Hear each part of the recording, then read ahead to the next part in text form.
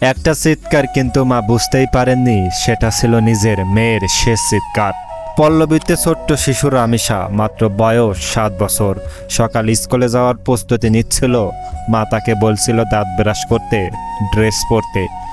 সব কিছু ছিল একদম স্বাভাবিক একটা সকাল, কিন্তু কয়েক মিনিটের মধ্যেই সেই সকাল একটা দুঃস্বপ্নে পরিণত হলো। রামেশার মা বলছেন তিনি একটা চিৎকার শুনছিলেন, কিন্তু বুঝতে পারেননি সেটা তার নিজের মেয়ের চিৎকার। তিনি ভেবেছিলেন পাশের ফ্ল্যাটের কোনো বাচ্চা হয়তো চিৎকার করছে।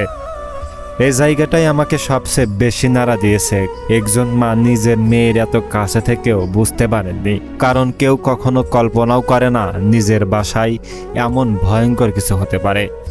আরও ভয়ঙ্কর ব্যাপার হলো, যাদের বিরুদ্ধে অভিযোগ উঠেছে তাদের সঙ্গে নাকি পরিবারের তেমন কোনো সম্পর্কও ছিল না। মানে আমরা আসলে এখন কাকে বিশ্বাস করব? আমি ব্যক্তিগতভাবে মনে করি এ ঘটনা শুধু একটা পরিবারের ট্র্যাজেডি না, এটা আমাদের সমাজের জন্য একটা বড় সতর্কবার্তা। বাচ্চাদের নিরাপত্তা এখন শুধু বাইরে না, নিজের আশেপাশেও নিশ্চিত করা জরুরি। আসামি ইতিমধ্যেই আটক হয়েছে, আদালতে জবানবন্দি দিয়েছে, কিন্তু এখন প্রশ্ন থেকেই যায়, ছোট্ট রামিসা কি আর ফিরে আসবে? আল্লাহ যেন শিশুটিকে জান্নাত নসিব করেন আর তার পরিবারকে এই কষ্ট সহ্য করার শক্তি দেন। আমিন।